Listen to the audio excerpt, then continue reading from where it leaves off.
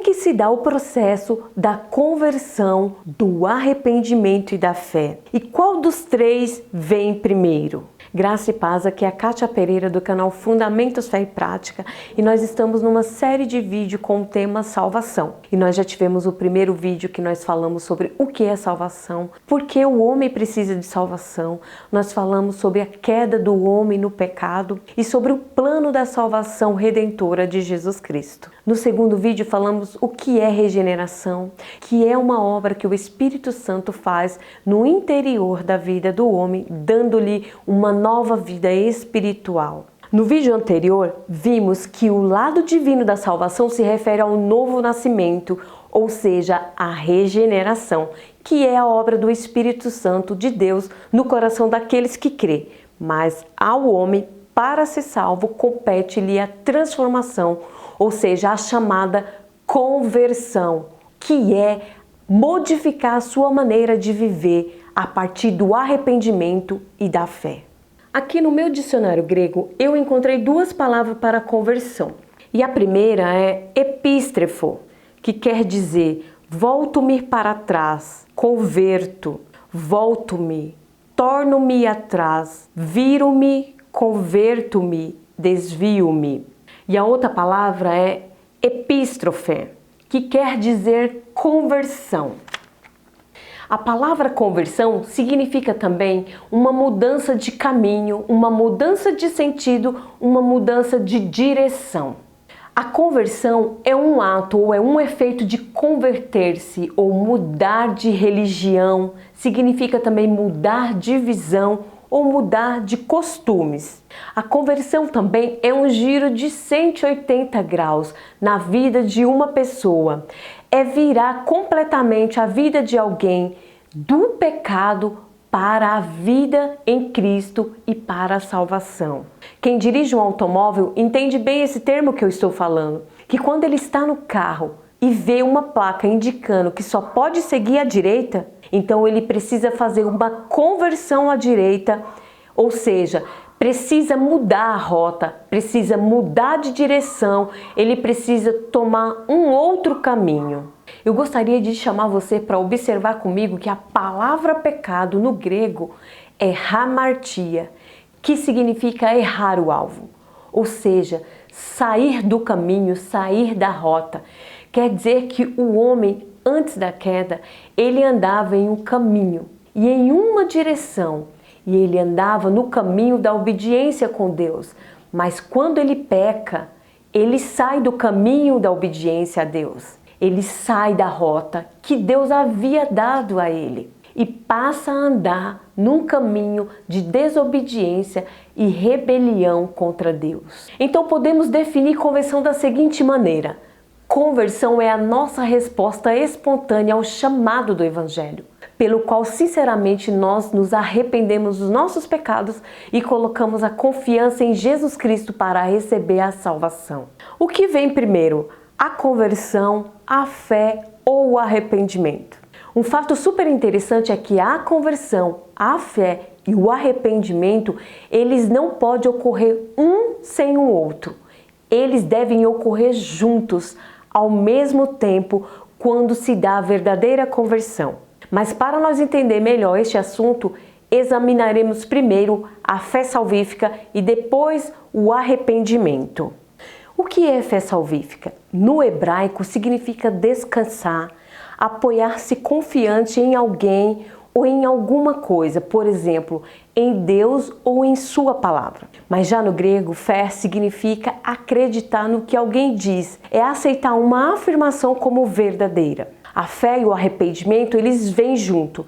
Uma vez que a fé se manifesta, existe uma aprovação da parte de Deus. A Bíblia nos ensina que a fé salvadora é a fé em Jesus Cristo. Em João 1, no capítulo 12, 13, nos diz: mas a todo quanto os receberam, deu-lhe o poder de serem feitos filhos de Deus, aos que creem no seu nome, os quais não nasceram do sangue, nem da vontade da carne, e nem da vontade do homem, mas da vontade de Deus. Essa fé implica na aceitação de Jesus Cristo como seu único caminho para a salvação. Em João 14,6 fala: Eu sou o caminho, a verdade e a vida, e ninguém vem ao Pai senão por mim. O arrependimento ele é seguido pelo exercício da fé. Arrependendo-se, o pecador ele volta-se para Deus pela fé.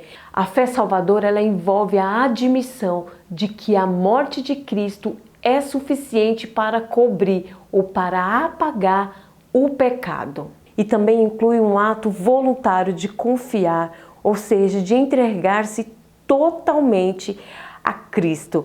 Em Romanos 1:16 nos diz: porque eu não me envergonho do Evangelho de Cristo, pois ele é poder de Deus para a salvação de todo aquele que nele crê, primeiro o judeu e também o grego. A salvação também ela é matéria de fé. Em Romanos 1:17 nos diz: porque nele se descobre a justiça de Deus de fé em fé, como está escrito, mas o justo viverá pela fé. A fé de um verdadeiro cristão, ela deve aumentar à medida que o conhecimento desse cristão também aumenta. O cristão ele não pode crer agora e daqui a pouco não crer mais. A fé ela implica em crer que algo é verdadeiro. Paulo diz: a fé vem pelo ouvir e pelo ouvir a palavra de Deus. Quando as pessoas têm informações verdadeiras sobre Cristo, elas estão mais bem capacitadas a depositar a confiança nele. E a fé não é enfraquecida pelo conhecimento, mas ela deve ser